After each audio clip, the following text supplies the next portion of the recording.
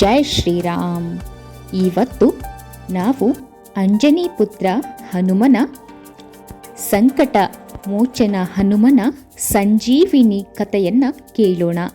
ಈ ಕಥೆಯನ್ನು ಕೇಳುವುದರಿಂದ ನಮ್ಮ ಸರ್ವ ಸಂಕಟಗಳು ವಿಮೋಚನೆಯಾಗುತ್ತದೆ ಎಂದು ಹೇಳಲಾಗುತ್ತದೆ. ಸಂಪೂರ್ಣ ನಂಬಿಕೆಯೊಂದಿಗೆ ಶ್ರೀರಾಮನನ್ನು ನೆನೆಯುತ್ತಾ ಹನುಮನ ಈ ಸಂಜೀವಿನಿ ಕಥೆಯನ್ನು ಕೇಳೋಣ.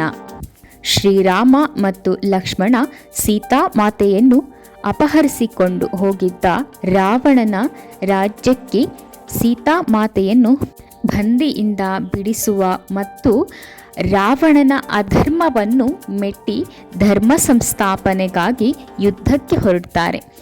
ಯುದ್ಧವನ್ನು ನಡೆಸ್ತಾರೆ. ಆ ಯುದ್ಧದಲ್ಲಿ ಹಲವಾರು ಶಕ್ತಿಶಾಲಿ ಅಸುರರನ್ನು ಎದುರಿಸಬೇಕಾಗಿ ಬರುತ್ತೆ. ಆಗ ರಾಮ ಮತ್ತು ಲಕ್ಷ್ಮಣ ಹಾಗೆ ಹನುಮ ಮತ್ತು ವಾನರ ಸೈನ್ಯ ಸಂಪೂರ್ಣವಾಗಿ ಎಲ್ಲ ರಾಕ್ಷಸ ಸೈನ್ಯವನ್ನು ವಧಿಸುವುದರಲ್ಲಿ ಸಫಲರಾಗ್ತಾರೆ.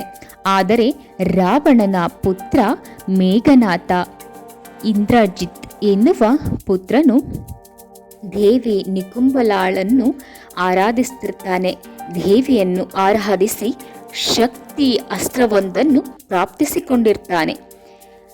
ಅವನಿಗೆ ಸತತವಾಗಿ ರಾವಣನ ಸೈನ್ಯ ಸೋಲುತ್ತಿರುವುದನ್ನು ಕಂಡು ಭಯವಾಗಿ ತನ್ನ ಆರಾಧ್ಯ ದೇವಿಯಾದ ನಿಕುಂಬಲಾ ದೇವಿಯನ್ನು ಕುರಿತು ಕಠಿಣ ತಪಸ್ಸನ್ನು ಆಚರಿಸ್ತಾನೆ. ಆಗ ಮೇಘನಾಥನಿಗೆ ಒಲಿದ ನಿಕುಂಬಲಾ ದೇವಿ ಶಕ್ತಿ ಅಸ್ತ್ರವೊಂದನ್ನು ಪ್ರದಾನಿಸ್ತಾರೆ. ಆ ಶಕ್ತಿ ಅಸ್ತ್ರವನ್ನು ಬಳಸಿಕೊಂಡ ಮೇಘನಾಥ ರಾಮನನ್ನು ಸಂಹರಿಸಬೇಕು ಎನ್ನುವ ಉದ್ದೇಶದಿಂದ ಯುದ್ಧಭೂಮಿಗೆ ತೆರಳುತ್ತಾನೆ.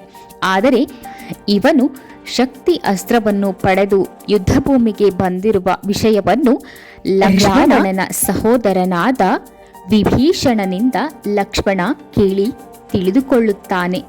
ಈ ಸತ್ಯವನ್ನು ತಿಳಿದ ಲಕ್ಷ್ಮಣ ಅಣ್ಣನಿಗೆ ಶ್ರೀರಾಮನಿಗೆ ಈ ಸತ್ಯವನ್ನು ತಿಳಿಸದೆ ಯುದ್ಧಭೂಮಿಯಲ್ಲಿ ತನ್ನ ಅಣ್ಣನ ಮುಂದೆ ನಿಂತು ಹೋರಾಡಲು ಇಚ್ಛಿಸುತ್ತಾನೆ.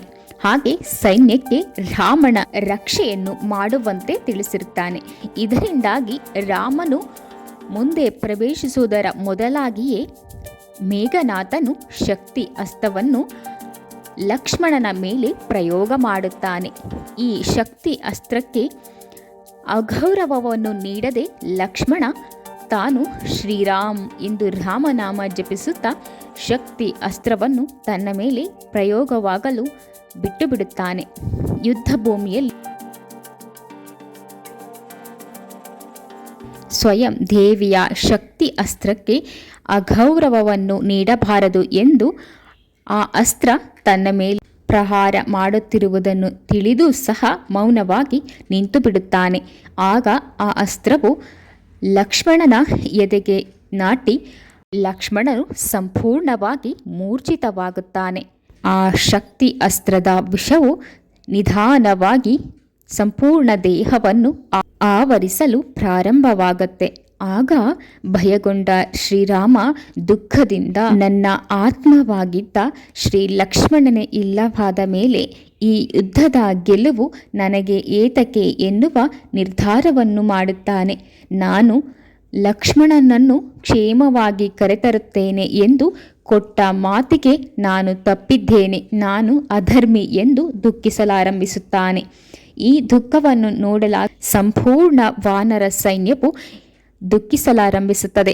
ಅದರಲ್ಲಿ ಹಿರಿಯರು ಮತ್ತು ಜ್ಞಾನಿಗಳಾದ ಜಾಂಬವಂತರು ಸಹ ಇರುತ್ತಾರೆ. ಅವರು ಈ ಸಮಸ್ಯೆಗೆ ಏನಾದರೂ ಪರಿಹಾರವನ್ನು ಹುಡುಕುವ ವಿಷಯವಾಗಿ ಯೋಚಿಸುತ್ತಾರೆ.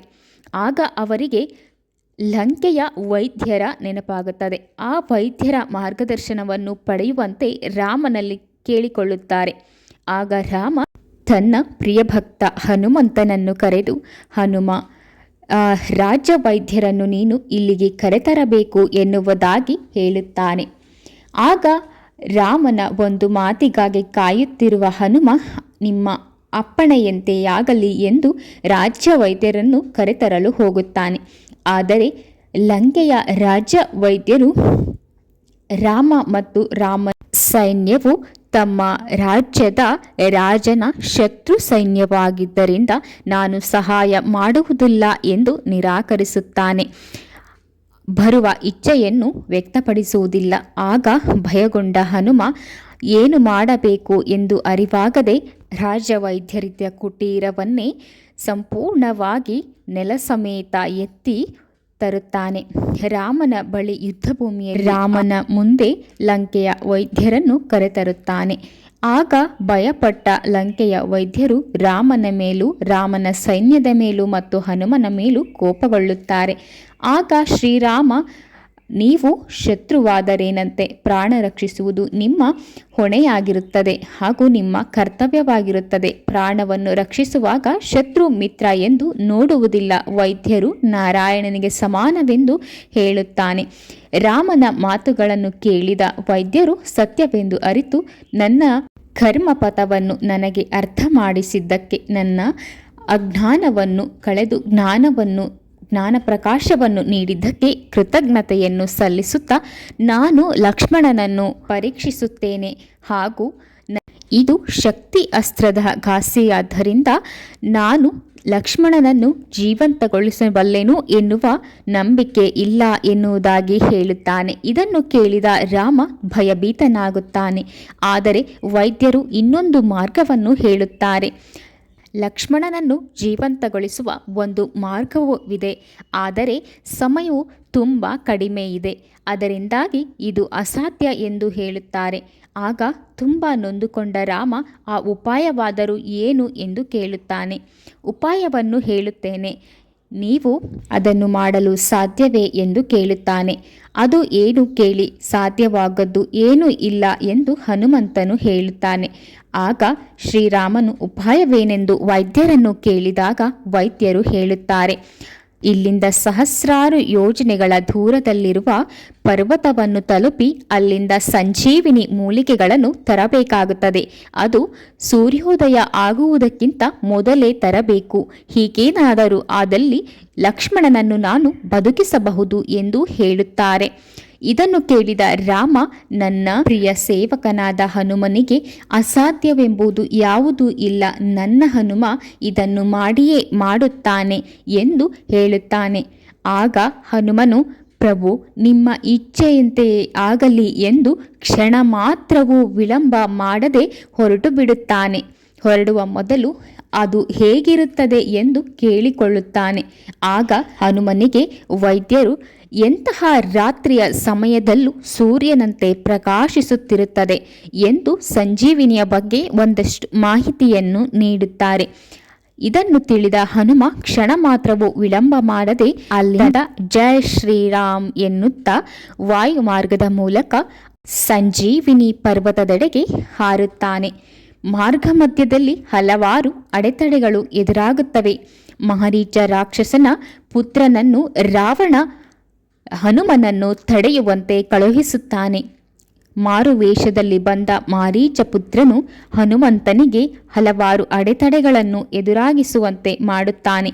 ಆದರೆ ತಪಸ್ವಿಯ ವೇಷದಲ್ಲಿದ್ದ ಮಾರೀಚಿಯ ಪುತ್ರನು ಹನುಮಂತನಿಗೆ, ನಿನಗೆ ಸಂಜೀವಿನಿಯ ಮಾರ್ಗವನ್ನು ನಾನು ತೋರಿಸುತ್ತೇನೆ, ಆದರೆ ನೀನು ಇಲ್ಲಿ ಕೆಲಕಾಲ ಭಗವಂತನ ಸೇವೆ ಮಾಡಬೇಕು. ಅದಕ್ಕಾಗಿ ಇಲ್ಲೇ ಸಮೀಪದಲ್ಲಿದ್ದ ಕೊಳವೊಂದರಲ್ಲಿ ಸ್ನಾನ ಮಾಡಿ ಬರಬೇಕು ಎಂದು ಹೇಳಿ ಕಳುಹಿಸುತ್ತಾನೆ. ಅದನ್ನು ಒಪ್ಪಿದ ಹನುಮ ಸ್ನಾನ ಮಾಡಲು ಹೋಗುತ್ತಾನೆ. ಆ ಕೊಳದಲ್ಲಿ ಇರುವ ಬೃಹತ್ ಗಾತ್ರದ ಒಂದು ಮೊಸಳೆಯು ಅವನನ್ನು ಕಚ್ಚಲು ಬರುತ್ತದೆ. ಆಗ ಕೋಪಗೊಂಡ ಹನುಮ ಆ ಮೊಸಳೆಯನ್ನು ಸಾಯಿಸುತ್ತಾನೆ. ಆಗ ಅದರಿಂದ ಹೊರಬಂದ ಒಂದು ಕನ್ಯೆಯು, ನಾನು ಋಷಿಮುನಿಯ ಶಾಪದಿಂದಾಗಿ ಈ ಮೊಸಳೆಯ ರೂಪವನ್ನು ಧರಿಸಿದ್ದೆ. ಹನುಮಾನ್, ನಿಮ್ಮ ಆಶೀರ್ವಾದದಿಂದ ನನಗೆ ಮುಕ್ತಿ ದೊರಕಿದೆ ಎಂದು ಪ್ರಣಾಮವನ್ನು ಹೇಳುತ್ತಾ, ಹಾಗೆ ನೀನು ಮೋಸ ಹೋಗುತ್ತಿದ್ದೀಯ. ಇಲ್ಲಿ ಮಾರ್ಗದರ್ಶನ ಮಾಡುವ ವ್ಯಕ್ತಿ ನಿನಗೆ ಯಾವುದೋ ಮಹಾನ್ ಯೋಗಿಯಂತೆ ಕಂಡರೂ ಕೂಡ ಅವನು ಒಬ್ಬ ರಾಕ್ಷಸನಾಗಿದ್ದಾನೆ. ಅವನು ಮಾರೀಚ ಪುತ್ರನಾಗಿದ್ದಾನೆ. ಹಾಗೆ ನಿನ್ನ ಮಾರ್ಗವನ್ನು ಭಂಗಗೊಳಿಸಲು ಬಂದಿದ್ದಾನೆ ಎನ್ನುವುದಾಗಿ ಸತ್ಯವನ್ನು ಹೇಳಿ ಮಾಯವಾಗುತ್ತಾಳೆ. ಈ ಮಾತನ್ನು ಕೇಳಿದ ಹನುಮಾನ್ ಮಾರೀಚನ ಪುತ್ರನನ್ನು ವಧಿಸಿ ಅಲ್ಲಿಂದ ಮತ್ತೆ ಸಂಜೀವಿನಿ ಪರ್ವತದೆಡೆಗೆ ಹೋಗುತ್ತಾನೆ. ಅಲ್ಲಿ ಎಲ್ಲಿದೆ ಎನ್ನುವುದು ಅವನಿಗೆ ಅರ್ಥವಾಗದೆ ಹುಡುಕಾಡುತ್ತಾ ಸಂಜೀವಿನಿ ಪರ್ವತದೊಂದಿಗೆ ಪ್ರಾರ್ಥನೆಯನ್ನು ಮಾಡುತ್ತಾನೆ. ನನಗೆ ನಿಮ್ಮ ದರ್ಶನವಾಗಲಿ, ನಾನು ಬೇಗ ಸೂರ್ಯೋದಯಕ್ಕೂ ಮೊದಲೇ ಸಂಜೀವಿನಿ ಮೂಲಿಕೆಯನ್ನು ಕೊಂಡೊಯ್ಯಬೇಕು ಎಂದು ಪ್ರಾರ್ಥಿಸುತ್ತಾನೆ. ಈ ಪ್ರಾರ್ಥನೆಯನ್ನು ಕೇಳಿದ ಸಂಜೀವಿನಿ ಪರ್ವತವು ತಾನು ಇರುವಿಕೆಯನ್ನು ತೋರಿಸಿಕೊಳ್ಳುತ್ತದೆ. ಸಂತೋಷಗೊಂಡ ಹನುಮನು ಯಾವ ಮೂಲಿಕೆಯನ್ನು ತೆಗೆದುಕೊಳ್ಳಬೇಕು ಎನ್ನುವುದು ಅರ್ಥವಾಗುವುದಿಲ್ಲ, ಏಕೆಂದರೆ ಹಲವಾರು ಮೂಲಿಕೆಗಳು ಸೂರ್ಯನಂತೆ ಕಂಗೊಳಿಸುತ್ತಿರುತ್ತವೆ. ಆಗ ಇದರಲ್ಲಿ ಯಾವ ಮೂಲಿಕೆಯನ್ನು ಕೊಂಡೊಯ್ಯಬೇಕು ಎಂದು ಅರ್ಥವಾಗಿದ ಹನುಮ ಸಂಪೂರ್ಣ ಸಂಜೀವಿನಿ ಪರ್ವತವನ್ನೇ, ದೃಢಕಾಯವನ್ನು ಹೊಂದಿದ ಹನುಮನು ಸಂಪೂರ್ಣ ಸಂಜೀವಿನಿ ಪರ್ವತವನ್ನೇ ಹೊತ್ತು ಹೊರಡುತ್ತಾನೆ. ಇನ್ನೇನು ಸೂರ್ಯೋದಯವಾಗುತ್ತದೆ. ನಾನು ಶ್ರೀರಾಮನ ಬಳಿ ಈ ಪರ್ವತವನ್ನು ಕೊಂಡೊಯ್ಯುತ್ತೇನೆ ಎಂದು ಶ್ರೀರಾಮ್ ಎನ್ನುತ್ತಾ ಆಗಸ ಮಾರ್ಗದಲ್ಲಿ ಸಾಗುತ್ತಿರುತ್ತಾನೆ. ಇತ್ತ ಭರತ ಮತ್ತು ಶತ್ರುಘ್ನ ತನ್ನ ಸಹೋದರ ರಾಮನ ಆಗಮನದ ಸಮಯವು ಸಮೀಪಿಸಿದೆ ಎಂದು ಕಾಯುತ್ತಿರುತ್ತಾರೆ. ಆಗ ದೇವರ ಮುಂದೆ ಹಚ್ಚಿಟ್ಟ ಒಂದು ದೀಪವು ಆರಿ ಹೋಗಿ ಬಿಡುತ್ತದೆ. ಅದನ್ನು ಕಂಡು ಭಯಭೀತನಾದ ಭರತನು ವಿಚಲಿತನಾಗುತ್ತಾನೆ. ಅದೇ ಸಮಯದಲ್ಲಿ ಆಗಸ ಮಾರ್ಗದಲ್ಲಿ ಸಾಗುತ್ತಿದ್ದ ಈ ದೃಢಕಾಯದ ಪ್ರಾಣಿಯೊಂದನ್ನು ಹಾಗೂ ಪರ್ವತ ಹೊತ್ತ ಈ ಪ್ರಾಣಿಯೊಂದನ್ನು ನೋಡಿದ ಭರತನು ಭಯಭೀತನಾಗುತ್ತಾನೆ. ನಮಗೆ ನಮ್ಮ ಸಹೋದರನಿಗೇನಾದರೂ ಸಮಸ್ಯೆಯನ್ನು ಕೊಂಡೊಯ್ಯುತ್ತಿರಬಹುದೇ ಈ ದೃಢಕಾಯದ ಪ್ರಾಣಿ ಎಂದು ಭಯಭೀತನಾದ ಭರತನು ಈ ದೃಢಕಾಯನಾದ ವಾನರನನ್ನು ಮೂರ್ಛಿತಗೊಳಿಸಬೇಕು ಎಂದು ಬಾಣವನ್ನು ಪ್ರಯೋಗಿಸುತ್ತಾನೆ. ಬಾಣವು ತಗಲುತ್ತಿದ್ದಂತೆಯೇ ರಾಮನ ಬಂಟನಾದ ಹನುಮನು ನೆಲಕ್ಕುರುಳುತ್ತಾನೆ. ಹಾಗೆ ಪರ್ವತವು ಸಹ ನೆಲಕ್ಕುರುಳುತ್ತದೆ.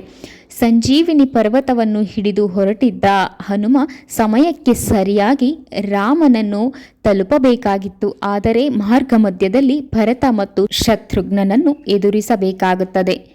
ಈ ಬಾಣದ ಏಟಿನಿಂದ ಮೂರ್ಛಿತನಾಗುವ ಸಮಯದಲ್ಲಿ ಹನುಮ ಹೇ ರಾಮ್ ಎಂದು ಕೂಗಿಕೊಳ್ಳುತ್ತಾನೆ. ರಾಮ್ ಎನ್ನುವ ಧ್ವನಿಯನ್ನು ಕೇಳಿದ ಭರತ ಸಮೀಪಕ್ಕೆ ಓಡಿ ಬಂದು ಶತ್ರುಘ್ನನಿಂದ ನೀರನ್ನು ತಂದು ಎರಚುವಂತೆ ಹೇಳುತ್ತಾನೆ. ಆದರೆ ಹನುಮಂತ ಬಾಣದಿಂದ ಘಾಸಿಯಾಗಿದ್ದರಿಂದ ಸಂಪೂರ್ಣವಾಗಿ ಮೂರ್ಛಿತನಾಗಿ ಬಿಡುತ್ತಾನೆ. ರಾಮ ಎನ್ನುತ್ತಾ ಮೂರ್ಛಿತನಾದ ಹನುಮನ ಮೇಲೆ ಕರುಣೆ ಹುಟ್ಟುತ್ತದೆ ಭರತನಿಗೆ. ಭರತ ಸಂಪೂರ್ಣವಾಗಿ ಕುಗ್ಗಿ ಹೋಗುತ್ತಾನೆ. ನಾನು ಎಂತಹ ಅನರ್ಥವನ್ನು ಮಾಡಿದೆ ಎಂದು ಭಯಭೀತನಾಗುತ್ತಾ ಮಹಾದೇವನ ಮುಂದೆ ಹೋಗಿ ದುಃಖಿಸುತ್ತಾ ಬೇಡಿಕೊಳ್ಳುತ್ತಾನೆ. ಕ್ಷಣದಲ್ಲಿ ಆ ವಾನರ ಮೂರ್ಛೆಯಿಂದ ಏಳಲಿ ಎಂದು ಪ್ರಾರ್ಥಿಸಿಕೊಳ್ಳುತ್ತಾನೆ. ಆಗ ಮಹಾದೇವರು ಹನುಮನನ್ನು ಮೂರ್ಛಾವಸ್ಥೆಯಿಂದ ಎಚ್ಚೆತ್ತುಕೊಳ್ಳುವಂತೆ ಅವರಿಗೆ ಎಚ್ಚರವನ್ನು ನೀಡುತ್ತಾರೆ. ಹನುಮನು ಎಚ್ಚೆತ್ತುಕೊಂಡ ತಕ್ಷಣ ಎದುರಾಗುವುದು ಭರತ ಮತ್ತು ಶತ್ರುಘ್ನ. ಅವರ ಬಳಿ ಏನಾಯಿತು ಎನ್ನುವುದನ್ನು ಪ್ರಶ್ನಿಸಿದಾಗ ತಮ್ಮ ತಪ್ಪಿನ ಅರಿವನ್ನು ಭರತ ವ್ಯಕ್ತಪಡಿಸುತ್ತಾನೆ. ಆಗ ಭರತನ ಬಳಿ ರಾಮ ಎಂದು ಹೇಳಿದೆ ಎಂದು ಕೇಳಿದಾಗ ಸಂಪೂರ್ಣವಾಗಿ ಸೀತಾಮಾತೆಯ ಅಪಹರಣದಿಂದ ಯುದ್ಧ ನಡೆಯುವವರೆಗೂ ಕಥೆಯನ್ನು ಹೇಳಿಬಿಡುತ್ತಾನೆ. ಇದನ್ನು ಕೇಳಿದ ಭರತ ತುಂಬ ನೊಂದುಕೊಳ್ಳುತ್ತಾನೆ. ಇದಕ್ಕೆಲ್ಲ ನಾನೇ ಕಾರಣ ಎಂದು ತುಂಬ ದುಃಖಿತನಾಗುತ್ತಾನೆ. ಹಾಗೆ ನಾನು ಸೈನ್ಯವನ್ನು ಕರೆದುಕೊಂಡು ಯುದ್ಧಕ್ಕೆ ಲಂಕೆಗೆ ಬರುವುದಾಗಿ ಹನುಮನ ಬಳಿ ಹೇಳುತ್ತಾನೆ. ಆದರೆ ಹನುಮ ಹೇಳುತ್ತಾನೆ, ನೀವು ಸೈನ್ಯವನ್ನು ಕರೆದುಕೊಂಡು ಲಂಕೆಯನ್ನು ತಲುಪುವಷ್ಟರಲ್ಲಿ ಯುದ್ಧವು ಮುಗಿದು ಹೋಗಿರುತ್ತದೆ. ರಾವಣನ ಸಂಹಾರವನ್ನು ಶ್ರೀರಾಮ ಮಾಡಿರುತ್ತಾರೆ ಎಂದು ಹೇಳುತ್ತಾನೆ.